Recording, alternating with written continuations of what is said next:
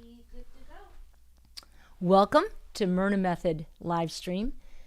We're going to talk about in this video heart disease. I want to get down to the nitty-gritty, the root cause. The biggest problem when you get talking points, everybody's talking at you about different fixes and, you want to do this for the mitochondria and that, and you get these long lists and you're trying to figure out what foods to eat, what not to do.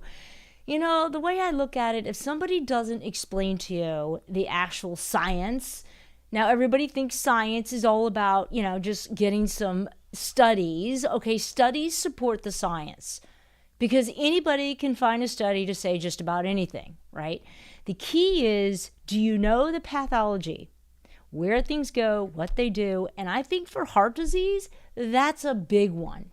So I'm going to break it down really simple in this video. We're going to go through it so that we can really understand what are the culprits, what are the big players for heart disease. Because if you know how it works and you can understand the science and the path that it's taking, then you have a really good chance of fixing it. So, Sam, if you'll switch me over to the PowerPoint, we're going to get started. And I know that a lot of you guys are plugging into this on a tuning basis, listening basis. So I'm going to do an extra good job to explain everything that I'm writing on this PowerPoint so that you have that option. So let's talk about fixing heart disease. Can we really do that? Well, certain types of heart disease, we certainly have a lot of control. And we want to talk about the truth regarding the three main areas that are the biggest culprit. That's ROS. Those are reactive oxygen species. These are little species, compounds that literally rotate throughout your body, and they can cause heart disease as well as a lot of other inflammatory conditions. Fat toxicity and adhesion molecules. These are the three culprits. When they're around, you're going to get atherosclerosis, and we'll talk about that. When we look at heart disease, we're looking at it being the number one killer in the U.S. And I have a chart here from the CDC, and it clearly shows that heart disease is at the top of the list. This is for 2021, 2022. It shows the top leading causes of death, and it has heart disease, number one. And then right underneath it is cancer. Surprise, surprise. So a lot of these same components that affect heart disease also are involved in the pathology of cancer. Although we're not doing cancer in this video, we're going to stick with heart disease. What a lot of people don't realize is that heart disease is the number one killer for women. 60 million women, 44% of women in the United States are going to have some form of heart disease. That's a lot. That's almost 50%, right? And it can cause death in 1 out of every 5 females. And the real tragedy of it is that about 56% of U.S. women don't even recognize this as the number one killer. And a lot of them don't even know the signs, because signs for heart disease are different for women than they are men. For women, we can just be a little tired, we could be fatigued, shortness of breath. Men typically have the chest pain. And I can't tell you how many patients I've had in my office that literally have had a heart attack 3 or 4 years prior, and they're totally shocked.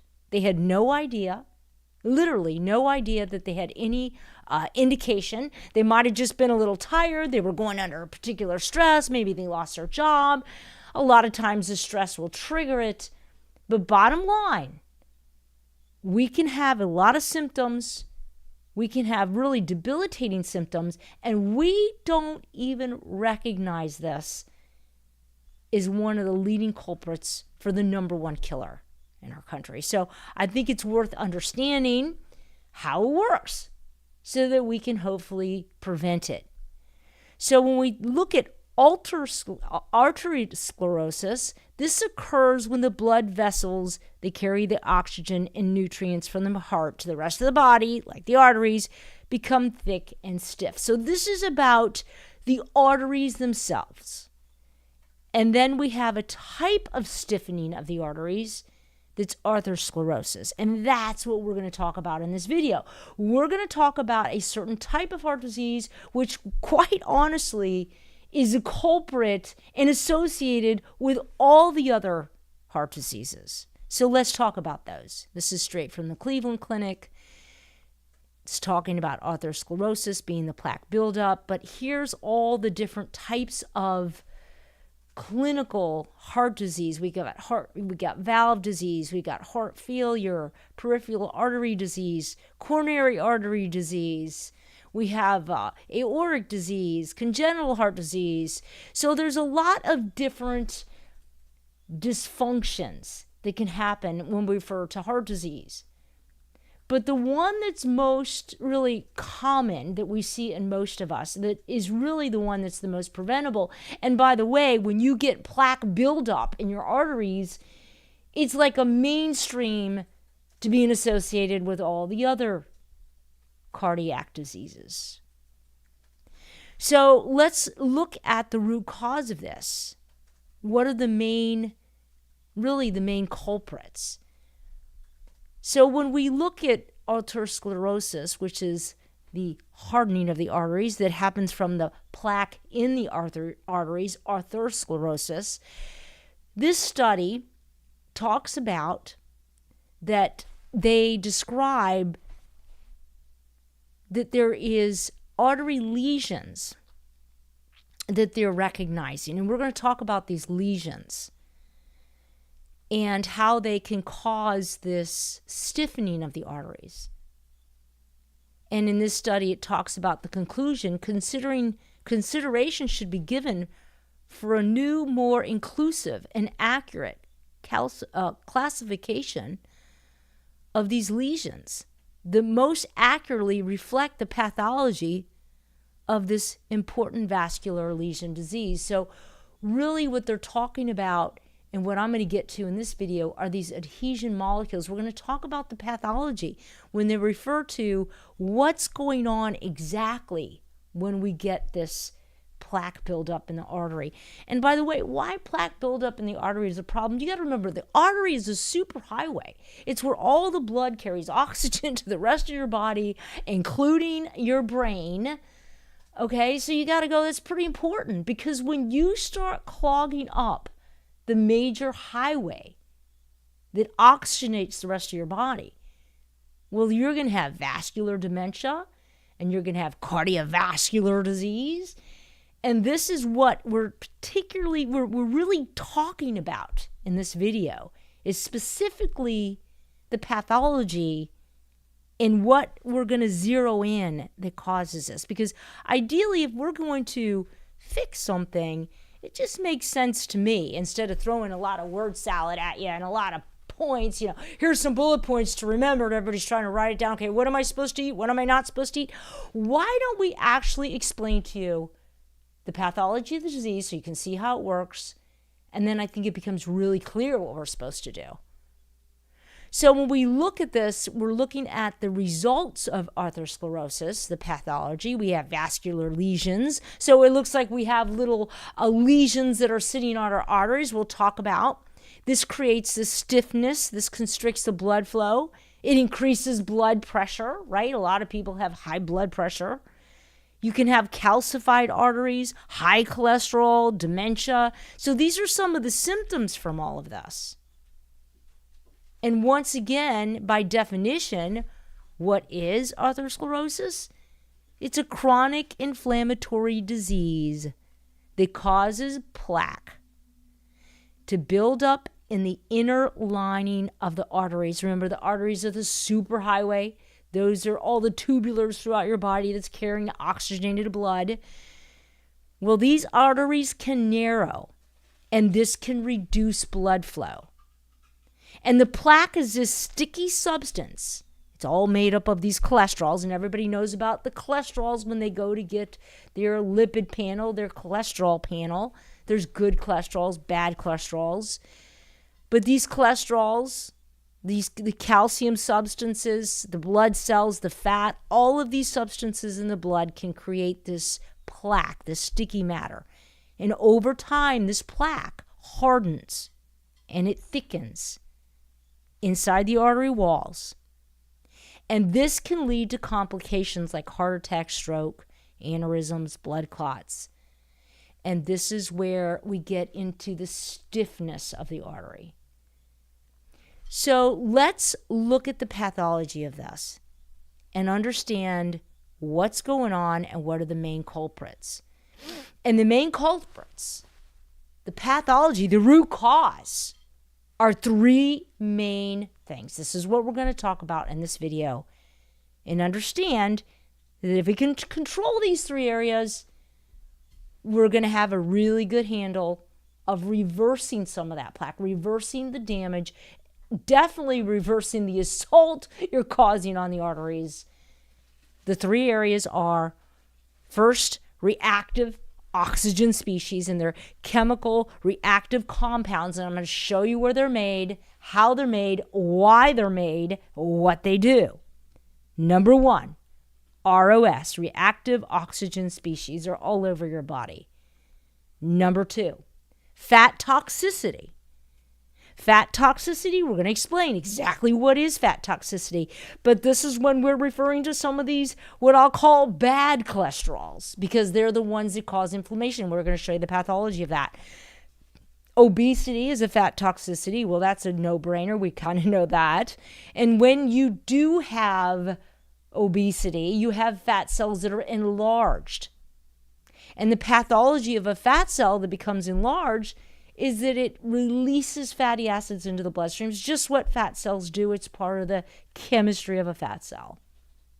And when you have more of them, you have more of them doing this. And when the fat cells do what fat cells do, where they become enlarged and they release more fats into the blood, this triggers an inflammatory condition. Now, we're not going to talk about the pathology of a fat cell, although I think it's a really good one to talk about, because that pathology, when you really see it scientifically, you can understand all the immune cells that are recruited because you have these excess fat cells and how they interact in other body parts. That's why obesity is associated with so many other diseases, because the pathology shows how that works. The third component for the pathology of atherosclerosis, plaque in the arteries, is adhesion molecules. And this is one that a lot of people probably aren't familiar with. But this is the actual, what I call little receptors that are called to the artery surface in those endothelial cells, which I'm going to show you. And when these guys are called to the surface, not good, because they recruit immune cells. And the immune cells then cause an inflammatory condition. And there's a lot of things that call these adhesion molecules to those endothelial cells. And I did a live stream on NAD about 2 weeks ago, and I was referring to a study by the Cleveland Clinic where they had excess niacin. I mean, when they're treating for excess lipo(a), we'll talk about that cholesterol. And I myself give patients excess niacin, which is a B vitamin, B3. And basically what they're finding in the Cleveland Clinic, or what they're mentioning, is that this particular vitamin in excess, and let me say, vitamins don't normally do this, vitamins do vitamin things, but when you take a vitamin like a drug, meaning you're mega dosing it at 1,000 times of what the amount you need, it begins to behave differently. And it has a lot of positive ways it behaves, which is why doctors use it, because it can actually lower some of these bad cholesterols. But then Cleveland Clinic finds out that excess niacin at the levels they're using for this purpose, that is a good purpose, calls adhesion molecules to the endothelial cells, to the surface of the artery cell. And this, my friend, means that it's a culprit, because it's one of the pathologies for atherosclerosis, which is why I had some real concerns and want more clarity, right? So I have contacted some people and I'm trying to have people please help me understand the science, the pathology behind this niacin. But for this video, and we're talking about the pathology of the plaque buildup, we've got these reactive oxygen species, fat toxicity, adhesion molecules. So let's go through each one and understand how they work. The first thing we're going to look at are the reactive oxygen species.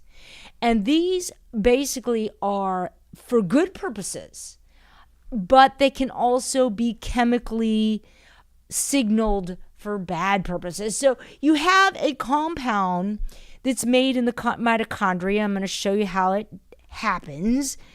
And it signals good things and bad things depending on what cells it attaches to.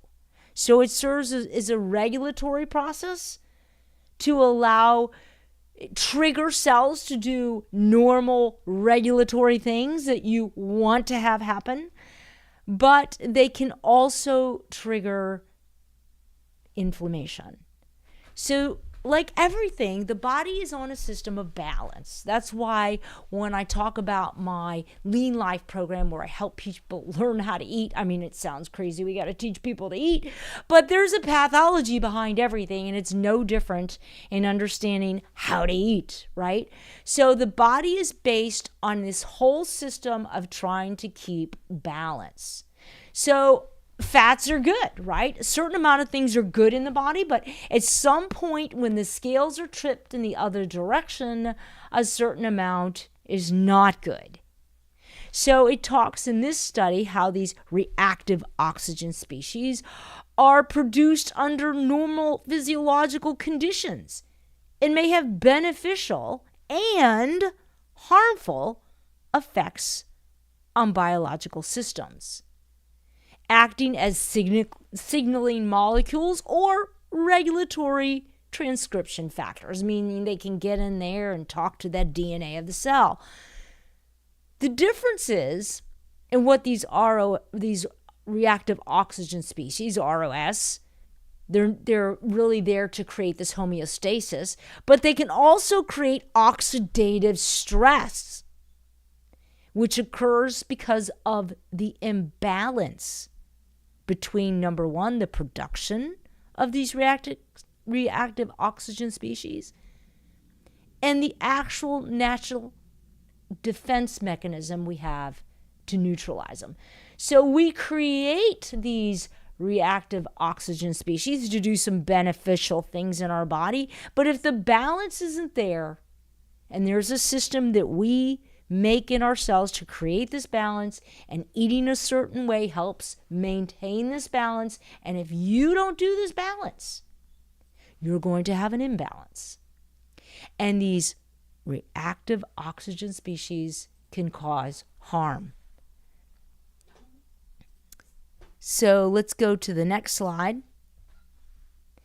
And this slide talks about reactive oxygen species, their pathways associated, and in this particular study, it talks about ROS impairs the functionality of critical biomolecules and organelles, like the DNA, that's the message center of the cell, proteins, lipids. So these oxygen species literally affect proteins in the body. We'll talk about how that works. Lipids, which are fats in the body. And it also can disrupt the DNA, which is the whole messaging system of a cell. And this can actually lead to various diseases, such as carcinogenesis, which is really cancer starting up. That's what that means. Diabetes, neurodegenerative diseases. This is going to be in the form of dementia, Parkinson's, those are some examples. Aging, again, it mentions Alzheimer's disease. So really, these little organelles, these reactive oxygen species, we really want to understand more about them, because this is a huge culprit in every disease state. Whether you're talking about aging, they're all referring to how do we reduce these reactive oxygen species. Well, first of all, the body makes them for reasons that are positive, but let me figure out what slide I'm on here. Hold on a minute. Get my bearings on my slides. So let's look at the pathology of the reactive oxygen species. They're basically made in the mitochondria, which is the powerhouse of the cell. So we have in our cells, all our cells, we have little power plants. And why those are needed is because the body has to make fuel for the rest of your body. I think of it as like electricity. So these little power plants in all our cells literally make so many compounds to help other cells function better. But it does one big job, and that is to create the lights. It keeps the lights on. It keeps the electricity in your body. Not that you have electricity in your body, but you have what's called ATP. And I always think of it like that. It basically keeps everything flowing and everything turned on. All the cells need this flow of energy that's created by this little organelle that sits in all these cells. Okay? So this is where the body makes these reactive oxygen species, the ROS. So in the mitochondria, the body is creating energy. And part of the process of creating that energy, I'm going to draw on the PowerPoint, but I'm also going to speak through it. So in case you're listening, you can get a description. So as the body creates this ATP fuel that does wonderful things to keep us moving and grooving, the body also creates some of these reactive oxygen species. So it's just a chemical byproduct of the mitochondria doing what the mitochondria does. But what the body does at the same time that it's creating these reactive oxygen species, it also creates something called SOD, superoxidase dismutase, which means when you think of a superoxide, you're thinking of a reactive oxygen species. It's a superoxide. It's reactive. It's a Superman thing, right? So superoxide dismutase is the enzyme that breaks down the superoxides, the reaction oxygen species, which are the same thing. So SOD is also created, this enzyme is also created so that it can put out some of these reactive oxygen species because we don't want them to go crazy. But if your body doesn't make enough of this enzyme, and by the way, as you age, certain disease states, certain lifestyle functions, you can literally decrease your amount of the enzyme that helps control the balance of these reactive oxygen species that normally are released because the mitochondria is doing what the mitochondria does, which is creating energy for you. Now, why does the body create these little species? Because it triggers other good processes in the cell. For instance, these reactive oxygen species can trigger immune cells to go and eat up bacteria. And when that reactive oxygen species gets in that immune cell, it actually forms a system of, I think of it kind of like bleach. Really, it does. It forms a substance to go after that bacteria, all within this immune cell. So that's an example where this oxygen species is doing good things in immune cells. And it does that in other parts of the body as well. So they're there to trigger some positive function. But when they get out of balance, we don't have enough defenses. These reactive oxygen species can get in too large of a quantity. So that is called oxidative stress. And if you look up most studies, if you look up aging, if you look up just about any, I don't care what disease you're looking at, somewhere, cancer, heart disease, any kind of neurodegenerative disease, you're going to see oxidative stress. And a lot of people don't know what that means. Like, what does oxidative stress even mean? I'm explaining it to you right now. It means you have too many ROSs, too many of these species circulating, and your defense system to knock some of them out, because we do want some of them out there, but not at the load you're laying down. That's oxidative stress. You are laying down way more than we can put out. And this is one of the main culprits of this plaque in the arteries, is this excessive amount of oxidative stress, these reactive oxygen species. And really, your lifestyle will create more of these. Things that you don't even realize that you may be doing can trigger a high amount of oxidative stress, and you don't know it. You're unaware. Okay? So when we look at oxidative stress and what causes it, one of the things that causes it is fat toxicity. Now, fat toxicity is just like it sounds. A lot of fat that's become toxic. And fat toxicity comes from too much body fat, too much fat in circulation. So why would fat be in circulation? Maybe because you're eating too much fat, too much dietary fat, excessive. I don't care if it's good fat. I don't care if you're doing olive oil. And I know all these good fats have a very positive effect in the body. Because remember, we're talking balance. Just like ROS have a positive function. But if you don't pay attention to this natural homeostasis that the body wants to create, you get out of balance. And when you get out of balance, this is where you get the domino effect. Fat toxicity is out of balance. Excess body fat releases fatty acids into circulation. You could be on a low-fat diet and just be eating too much food, like too many carbs, and you could be getting fatter, and the fat cells release fatty acids. Or you could be thin, be at your leanest weight, and just be eating way too many dietary fats and excess fatty acids in circulation. The point I'm trying to make, it's not specifically on, am I eating a keto diet? Am I eating a plant-based diet? It's understanding how to balance your macronutrients, your proteins, your fibers, your carbs, and your fats. And what I'm saying, and this is the science, okay? Let's just all forget our emotional baggage and, I'm on this diet. And okay, forget all that. I'm just bringing it to the table. Excess fatty acids, let's just go there with it.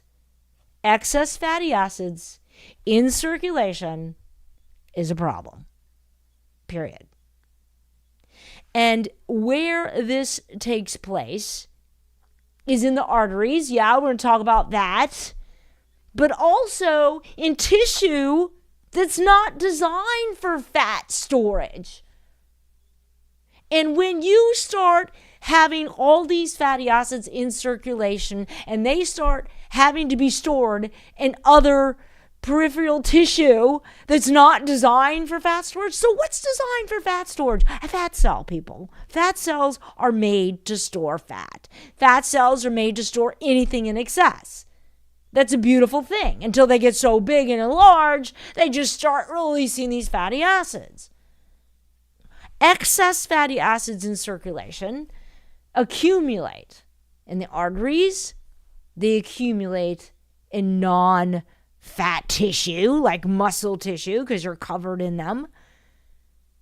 So you can have these excess fatty acids accumulating in muscle cells. And this is a huge culprit. This is actually the main cause of type 2 diabetes, is excess fatty acids that accumulate in tissue that's not designed to store excess. Remember the word I keep saying, excess?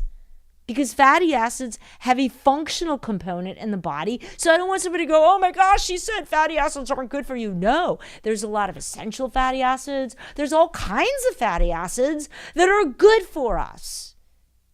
What I'm saying to you is when you ignore the natural homeostasis the body would like for you to maintain, and you start doing excess fatty acids, and these excess fatty acids can block receptor sites in cells, they screw up messaging, and one of the main ones is a fatty acid that changes its chemical structure when it's in excess and cells that aren't designed to store fats, like I'm going to say muscle cells, because that's usually the one I refer to when I talk about diabetes.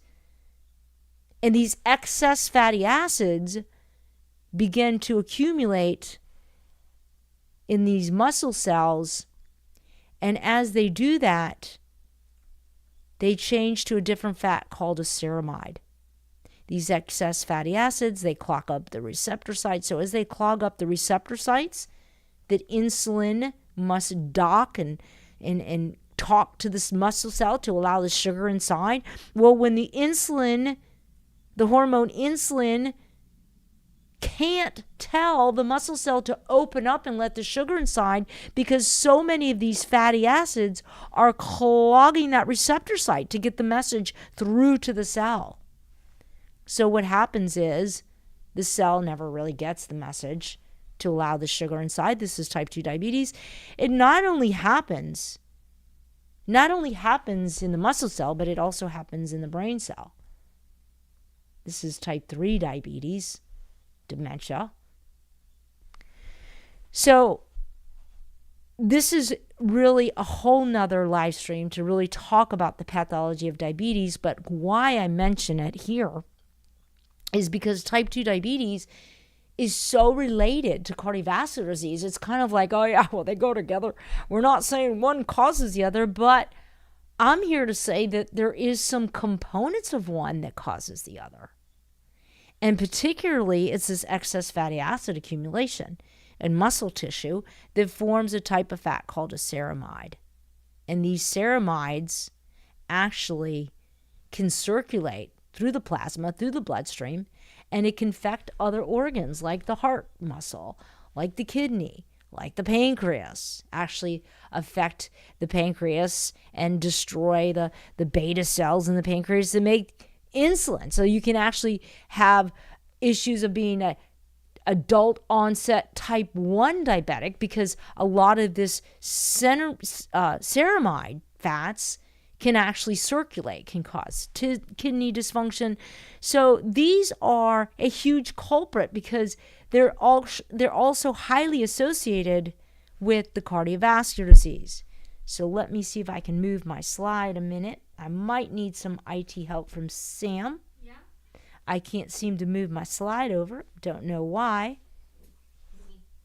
For some reason, my slide won't go over to the next slide. I'm not sure what I'm doing. Push the button. Okay, for some reason my cursor's not coming up. Okay, there it is. There it is. I got my cursor back. All right, I think I'm in business. All right, there we go. All right, let me go.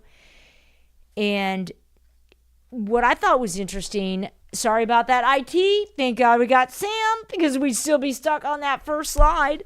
Okay, so when I look at what the Mayo Clinic refers to when they talk about ceramides, they talk about 81% of patients with ceramide risk score. So I guess now they have a score to measure the ceramides, because you can measure them. They're in the plasma, they're in the blood. Have an 81% greater risk of a heart attack or stroke. That's crazy. And what the Mayo Clinic says is that ceramides are lipids, which is another word for fats, associated with atherosclerotic plaque formation, which we're going to talk about that. Hypertension. We'll talk about the pathology there. Insulin resistance, well, I just referred to that. Insulin resistant is the precursor to type 2 diabetes. First you get insulin resistant, then you get type 2 diabetes. And obesity. So what happens with the obesity, as you release these fatty acids into circulation, and all these fatty acids begin to accumulate in non-fat storage cells, which muscle cells, because you have a lot of those basically. So as these muscle cells become full of these fatty acids, remember, a certain amount is good and a certain amount is too much. They change structure. They become ceramides. These ceramides circulate through the bloodstream. And the Mayo Clinic, again, says 81% of patients with ceramide elevated, they have this risk score, have an 81% greater risk of a heart attack or stroke. I mean, they're going right to the jugular there, folks. They're not even talking about the plaque. So, bottom line, what you're getting right now at this point is that lipid toxicity is definitely a chemical thing. It's not just about being fat and fat's not good for you. No, I'm giving you the pathology. It creates excess fatty acids in circulation. Even if you're on a low-fat diet, excess fats, excess body fat, it's what fats do, fat cells do when they get large, okay? They can release these fatty acids. They accumulate in non-fat tissue, and these ceramide fats travel. They destroy cell signaling, which is why we have metabolic diseases in many cases, is because these lipid toxic players are key players in this. This study talks about the global prevalence of metabolic diseases such as type 2 diabetes. We've got fatty liver, myocardial infarction, which are heart attacks and strokes, have dramatically increased over the past 2 decades. These obesity-fueled disorders result in part from an accumulation of harmful lipid metabolites in tissue not suited for lipid storage. Accumulation of harmful fats in tissues that are not suited for fat storage. Among this lipid subtype that accumulate, they come from the sphingolipid family, and they're called ceramides. And they're particularly impactful because they can contribute to insulin resistance, lipidemia, this excess cholesterols, and ultimately cell death that underlines a lot of metabolic disorders. So we have these reactive oxygen species, which can damage some tissue. We'll talk about that. And then we have fat toxicity. So we have 2 things going on in the body that are major culprits. So we have one more we're going to talk about. Oh, here's another study. I kind of really dig into this whole ceramide thing, because a lot of people just have never heard of it before, right? So I feel like when it's new information, you kind of have to bring it out. You got to show the studies. And again, this study, 2022, emerging roles of ceramide in cardiovascular diseases. That's the name of the study, okay? Emerging roles of ceramide in cardiovascular diseases. Well, they were probably always there, but they're only emerging now because we just discovered them, right? Anyways, it talks about recently the regulation of ceramide levels under pathological conditions, including myocardial infarction, heart attacks, hypertension, plaque in the arteries, has drawn great attention.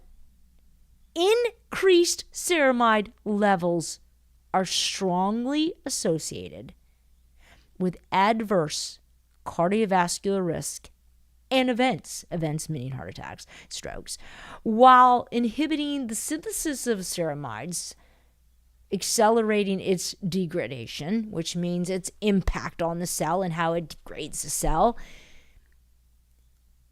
If we can control these ceramides, we can actually inhibit, we can actually improve or inhibit the process of cardiovascular diseases. We can improve the fact we can improve our risk factors, right? So we can actually hopefully reverse this, right? Because if we can understand the root cause of things, I always say if you know why things are broken, you can fix it.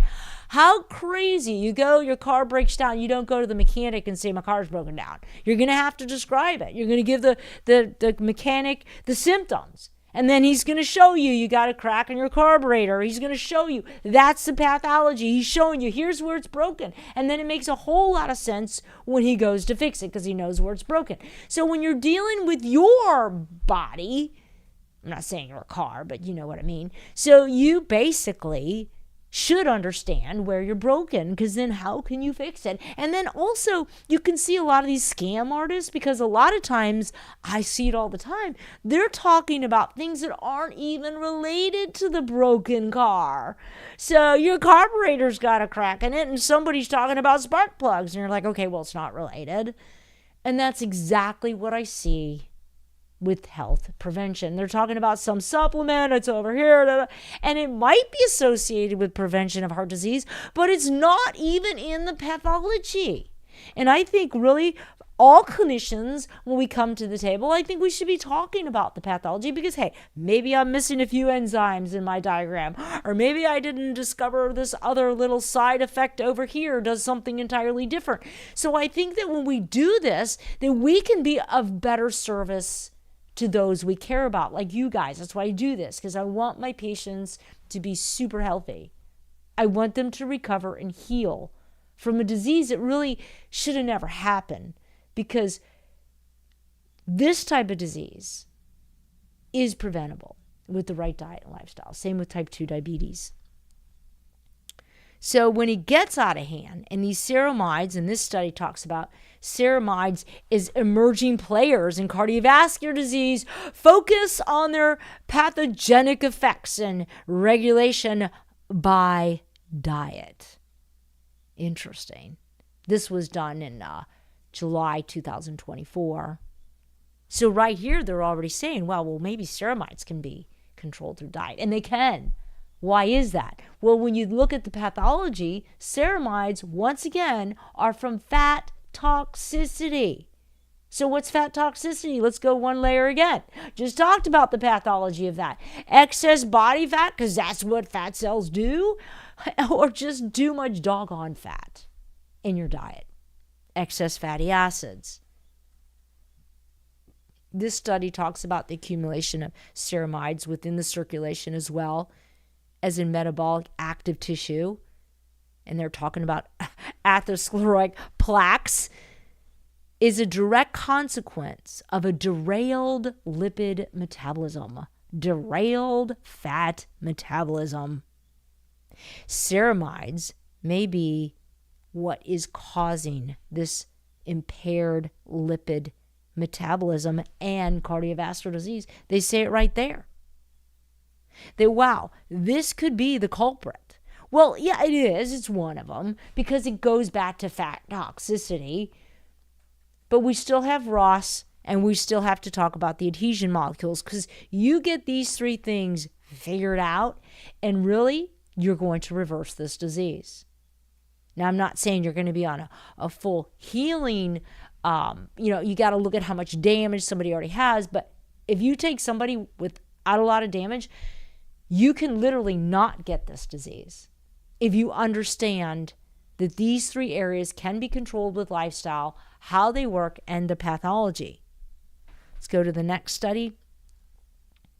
And this one, again, from the same study, 2024. It talks about the effect of nutrients on circulating tissue levels of ceramides. And it talks here about, because once again, they're referring to how the diet can make a difference. This talks about, in this study, considering fatty acids being a key component of ceramide structure. Well, yeah, just told you that one, right? They represent a pivotal dietary components able to modulate ceramide synthesis. So that's a fancy word for, hey, dude, you can fix it with your diet, okay? The role of dietary lipids, which is just saying fat, dietary fat, in fostering ceramide synthesis has been confirmed in several animal studies, focusing on the effect of high-fat diets on ceramide homeostasis, where high-fat diets are typically lard-based, with 50% lipid-deriving energy being from the form of the saturated fatty acids, which are going to mostly come from animals. But, coconut oil is also a short-chain fatty acid, or a saturated fatty acid, not short-chain, saturated. So anyway, you want to look at it, I'm sorry, folks, I know it's a good one, but it does have a chemical composite to be a saturated fatty acid. So I'm just going literally with the science. I'm not trying to throw any emotion in it. I'm just saying, hey, it's a saturated fat, okay?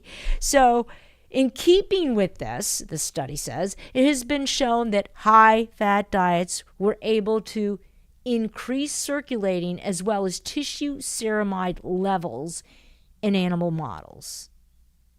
And when you look at fats, they have a certain carbon length. So the ceramides that can be the carbon length of carbon 16s, carbon 22s, so different carbon lengths can induce the ceramide issue. And it's particularly detected in skeletal muscle, as this study says, was detected in skeletal muscle of high-fat fed rodents. And I want to talk about that. High-fat fed. You don't necessarily have to be fat.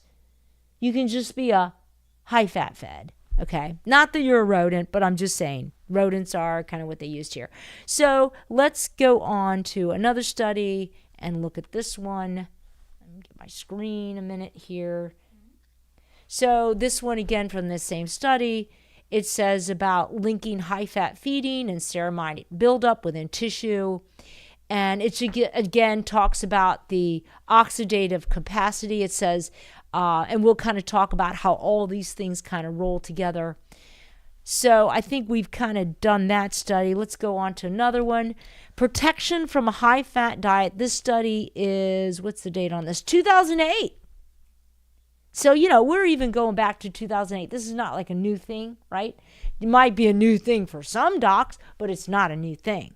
So 2008, it talks about in this study, protection from high-fat diet induced increases in ceramide in mice lacking this particular activator. So I guess they reduce some of these little enzymes in mice or these different inhibitors, and then they see if they can get different results.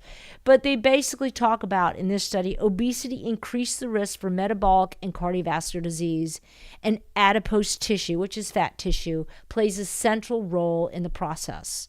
Ceramides and the key intermediate of the sphingolipid metabolism, which sphingolipids are part of the ceramide family, also contributes to obesity-related disorders. And this study talks about how that a high-fat diet increased ceramide levels in the adipose tissue and plasma. But I just want to do a little caveat here, because it doesn't just take a high-fat diet to increase ceramides. You can be on a low-fat diet and just eating too much, right? So what can happen is that you can be in a situation where and I think this happened in the 80s and 90s when everybody was doing a low-fat diet, and then, long and behold, everybody got fatter. They got more insulin resistant. And then, for some reason, we got derailed to be thinking that it was all about glucose. Oh, yeah, you just have too much glucose in the blood. Yes, you had too much glucose in the blood. But the root cause of the problem, which is what you have to look at when you look at a pathology, is you go to the root cause, was that you had a fatty acid problem, which clogged up the receptor site. Now you got a sugar problem. So I think when you look at the pathology of things, for me, as a dietitian, treating patients clinically, when I started my practice, unless I really got down to where things go, who do they talk to, how do they end up, how could I properly treat somebody if I didn't understand not only the pathology of the disease they have, but even the pathology of the food and the supplements and where does it go? And what I found that a lot of times people are claiming things and it's not even in the same pathology. Like, it may be true, but they don't even connect. Or maybe they connect somewhere way up here in this pathology, which goes down to here, which is dominoes here. And the next thing you know, oh yeah, this bridge did it. Okay, anyways, let's quit rambling. Let's get back. So let me get my cursor going, see if I can bring it back. I don't know why I get stuck on this, but there we go. All right, I think Sam brought me back. Let me go. So how do I know what slide I'm on? Okay, there it is. Let's see if I got it right. Okay, there we go. I think I'm on the right side. Okay, so now let's talk about the adhesion molecules. Sorry about that, guys. You had to go through that little brain mess. I'm trying to figure out my slides. Let me move these down a little bit. Maybe I can not have that happen. Okay, so let's talk about the adhesion molecules. The adhesion molecules, these are little, oh, by the way, let me show you what the artery looks like. So this is a picture of the artery, and the artery has the endothelial cell. And so you can see the very little thin layer of cells that when you think of an artery, think of like a tube. Okay, so if you're listening to this and you don't have a visual on it, you got a tube.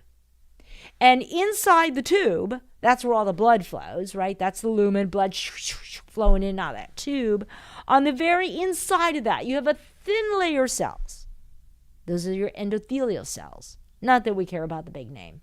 So those are your endothelial cells. So those cells, they recruit adhesion molecules to attach to them, to try to call different chemicals to the table.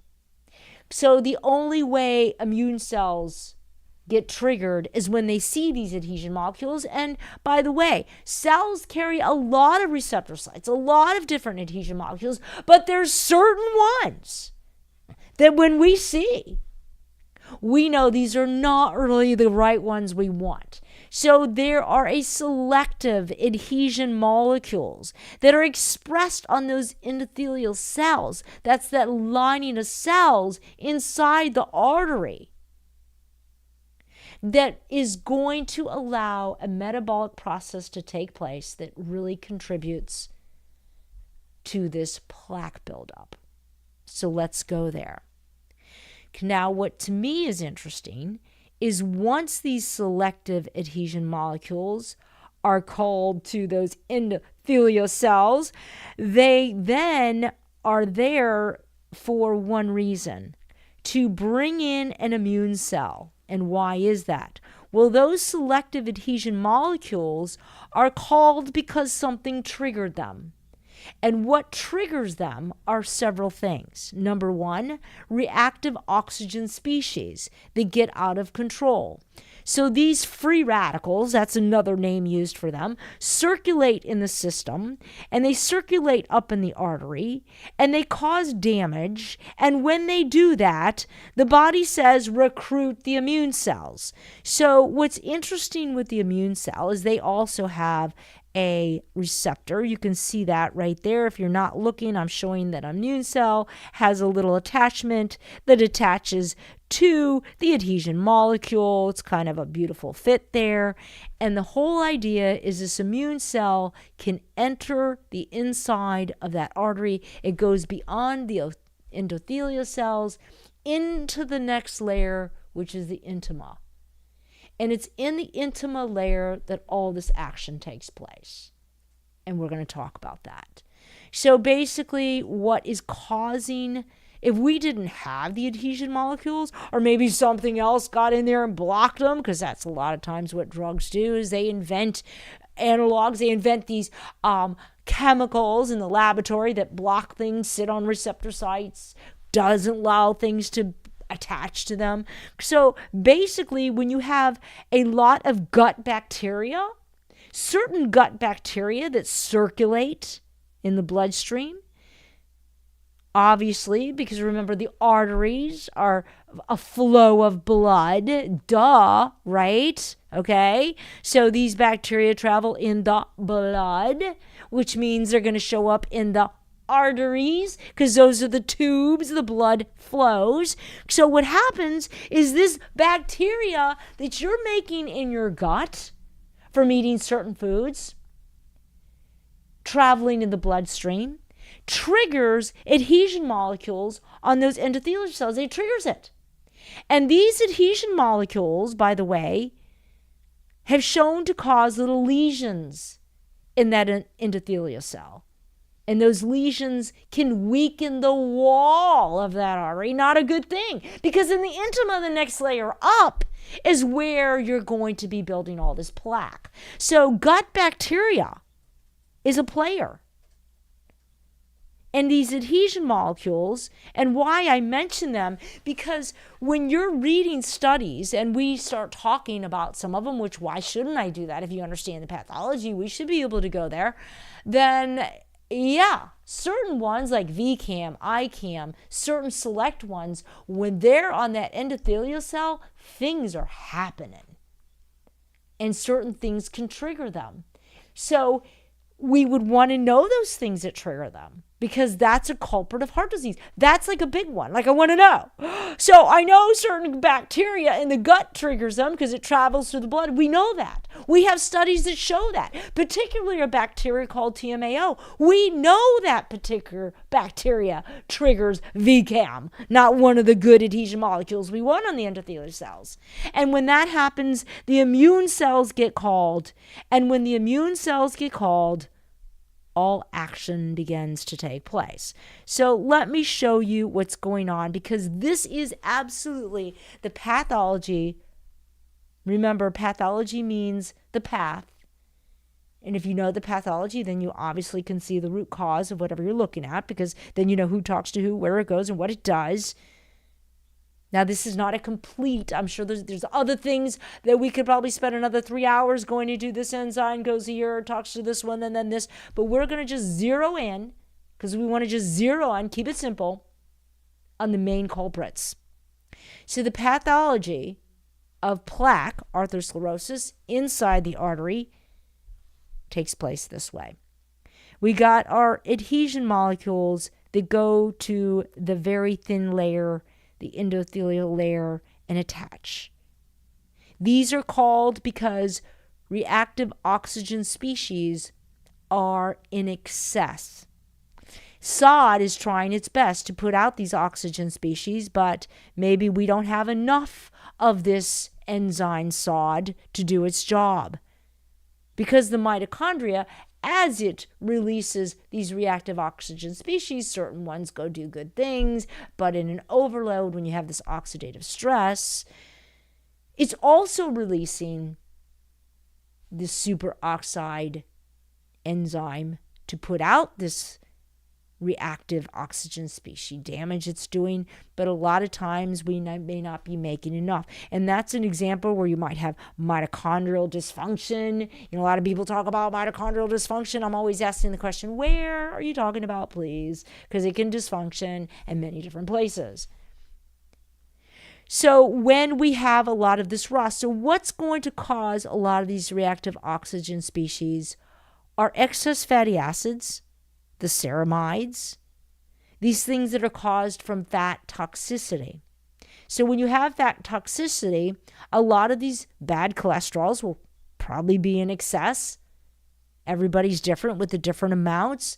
Certain genealogies can determine how much more of that you can have than others. Some people just have little bad cholesterols, which means they're going to have more particle sizes. But these fats end up in the layer underneath the endothelial cell, that intima layer, and they produce these reactive oxygen species to start to form, because that's just what happens. They become overloaded. And the reason this is happening is because these ROSs, these reactive oxygen species, they really don't want all this fat toxicity. So in some ways, they're trying to trigger the body to do something about it, which is why the body brings the adhesion molecules and says, oh, well, we see a lot of ROS, we're bringing those adhesion molecules. And when those certain selective adhesion molecules dock on, are called to the endothelial cell, then the immune cells come. And the immune cells then go inside that intima layer, and they begin to try to really eat up these reactive oxygen species. They try to engulf them. They try to destroy them.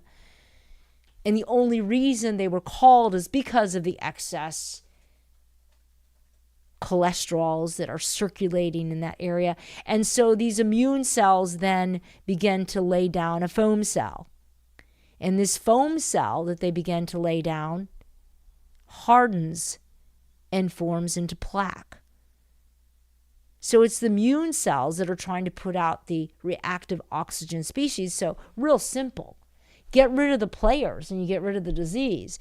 If you can lower the fat toxicity, If you can lower the reactive oxygen species, if we could just have the adhesion molecules not have to appear.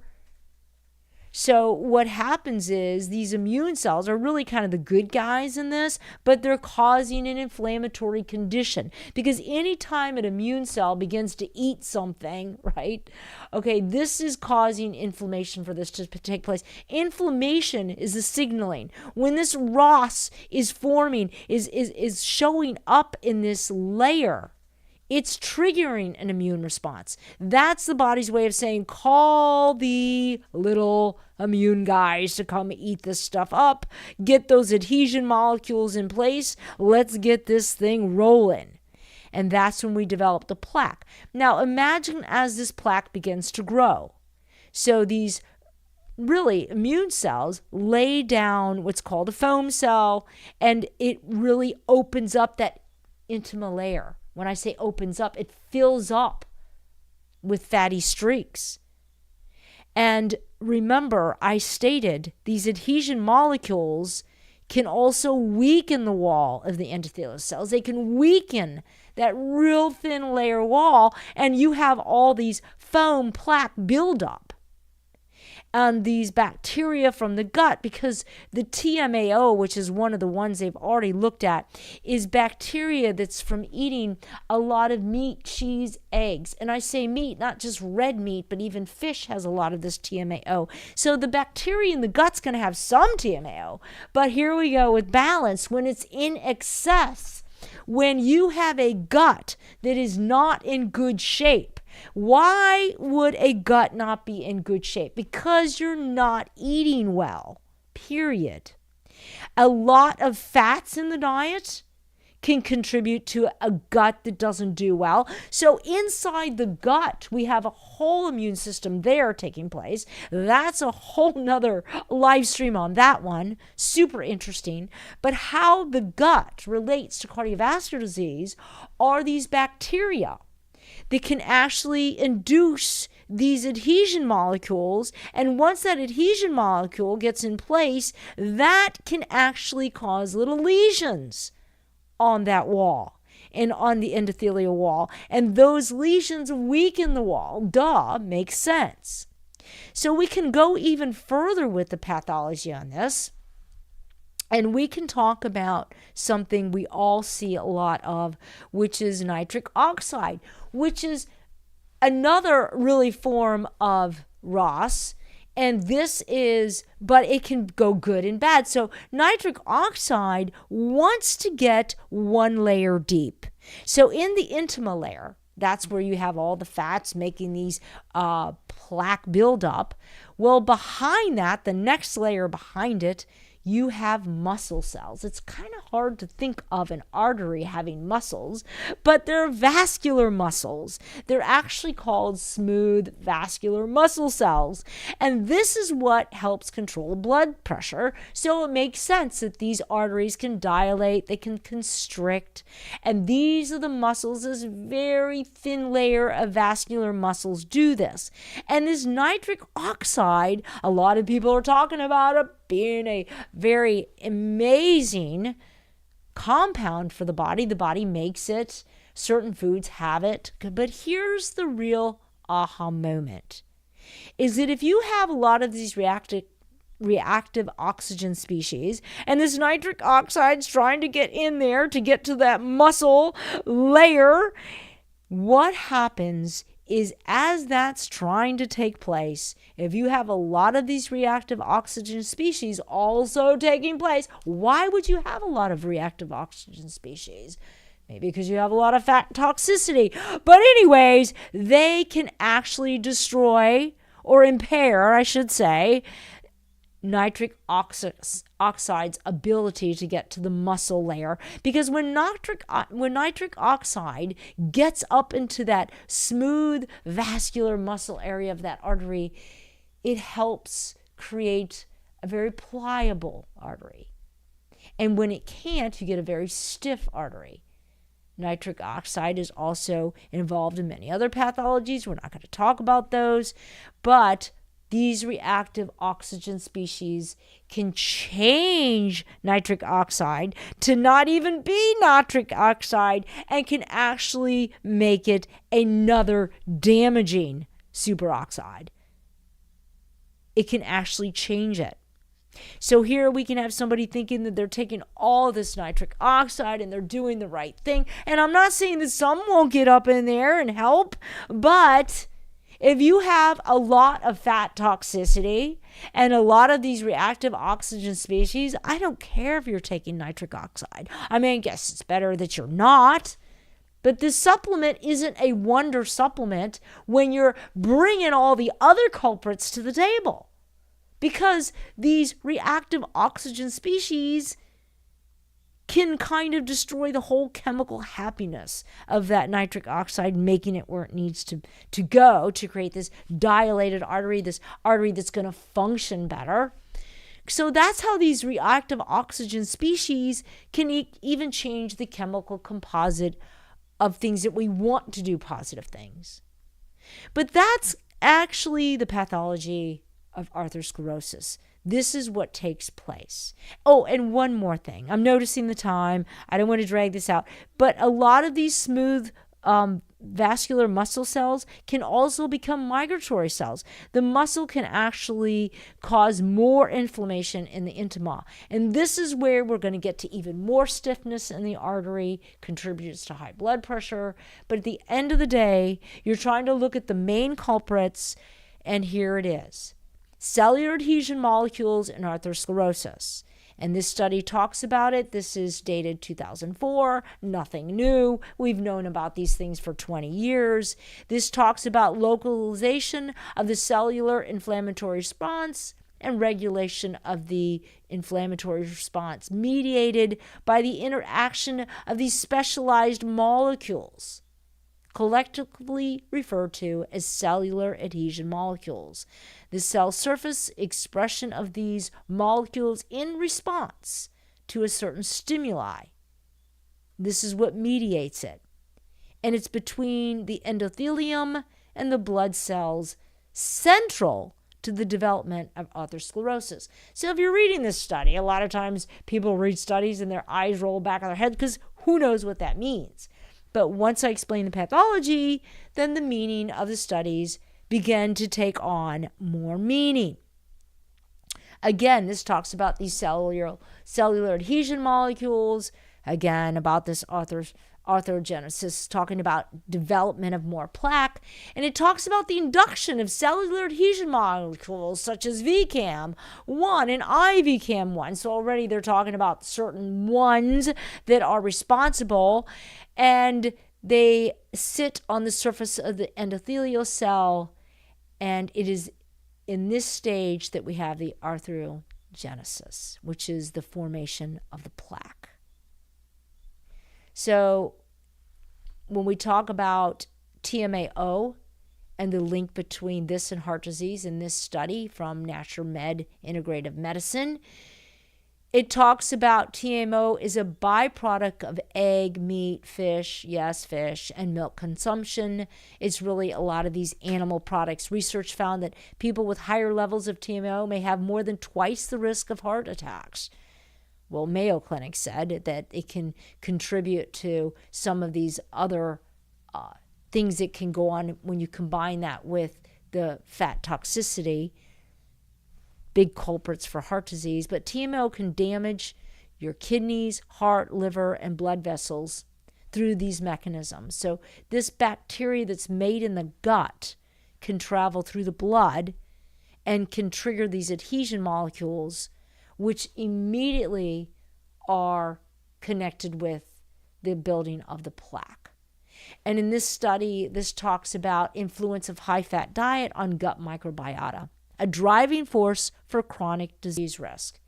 Excessive consumption. And the word here, guys, is excessive, right? I'm hoping you're picking that up, right? Excessive consumption of high-fat diets has undoubtedly contributed to the obesity epidemic. I just want to say excess of any food and excessive doesn't necessarily have to be a high-fat diet, okay? So you have obesity when you're eating too much can turn to fat. But anyways, it's talking about the emergence of these high-fat diets that induce the alteration in the gut microbiota. And that's what I wanted you to understand from this particular study, is that fat in the gut, and it says here in the highlighted area, we highlight the most important recent advances linking high-fat induced dysbiosis, that's meaning gut bacteria imbalance, to obesity, and explore the possible mechanisms for this effect and examine the implications for heart disease development, which I just explained it to you, and how these bacteria that are not just coming from eating certain types of food, but even eating a high-fat diet, contribute these lipopolysaccharides that can induce these adhesion molecules. And this study talks about gut-derived low-grade endotoxemia, talks about blood clotting and cardiovascular disease in relationship to this. Lipopolysaccharides, which are the component of a high-fat diet, these are gram-negative bacteria that are present in the gut, that can translocate into the system, into circulation, causing septic and low-grade endotoxemia. Okay, so the bacteria from the gut travel through the bloodstream, and certain ones we have identified absolutely are related to cardiovascular disease. So when we're looking at how to fix it, we want to reduce fat toxicity, which means you want to be at your ideal body weight. You want to balance with a macronutrient diet. You want to reduce the bad cholesterols. Think of fat toxicity. We want to reduce it. You want to reduce reactive oxygen species. What that means is that we have to eat a diet that is balanced, that brings us certain nutrients. For instance, zinc, copper. I didn't really get into the full pathology of ROS in particular. Just wanted you to know that when you have a diet that's got a lot of fats and a lot of sugars, it can contribute to more of the ROS. Because remember, it's made in the mitochondria. A lot of this has to do with how the mitochondria works. We want to reduce adhesion molecules. And what comes to mind from that is we want to be conscious of our gut bacteria. We want to do a lot of fiber foods. These are plant foods. They decrease the bad bacteria. So the plant foods, through the fermentation process, the plant foods they also have a lot of these polyphenols in them. There's over 6,000 polyphenols in plant foods that help with antioxidant properties. What are antioxidants? They can actually attach to the ROS. So these ROS can be reduced through an enzyme, and they can also be reduced through something called glutathione.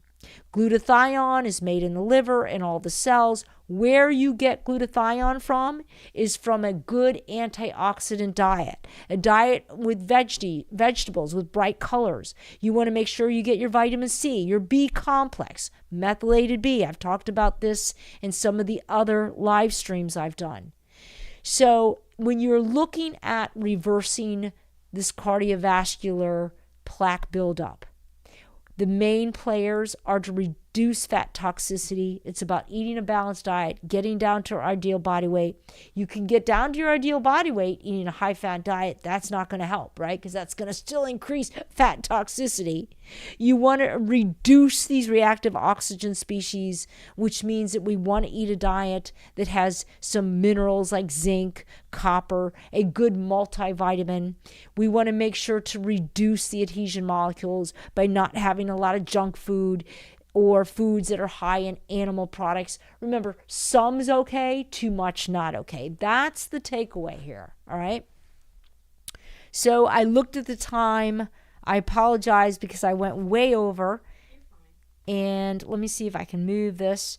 So basically, I think when we look at heart disease, getting the pathology down, we can do more live streams on getting into the nitty-gritty of what creates glutathione and, some of the different types of gut bacteria that are harmful ones, helpful ones.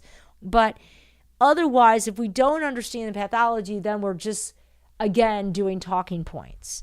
So what's the lifestyle? How do you do this? Number one, maintain ideal body weight. Why? Because we don't want a lot of excess body fat.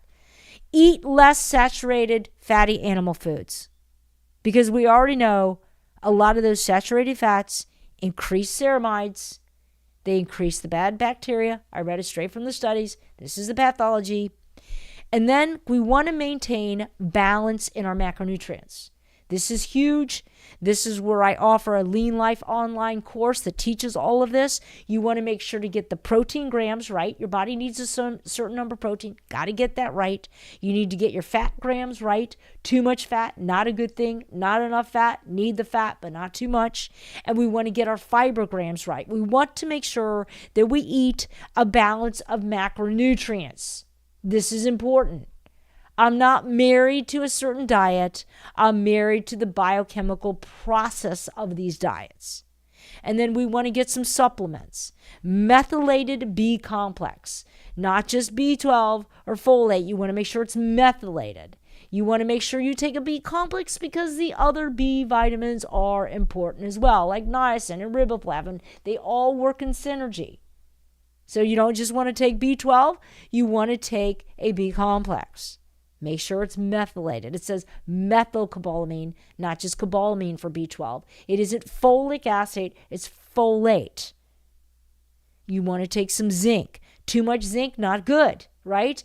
If you take over 50 milligrams of zinc, it can compete with the absorption of copper and iron. And copper and zinc are really important for part of this superoxide dismutase enzyme to do its job. So we want to make sure that we get that, but we get the right balance. Vitamin C. Vitamin C is a natural antioxidant. It actually can neutralize free radicals. So I would say, yeah, we want to neutralize those puppies because we don't want them circulating, triggering the demise and these immune cells to do what they do and create the plaque. Vitamin D is instrumental because what we've seen in studies, when you have vitamin D in the plasma, it actually helps with immunity. It's not just about bones anymore.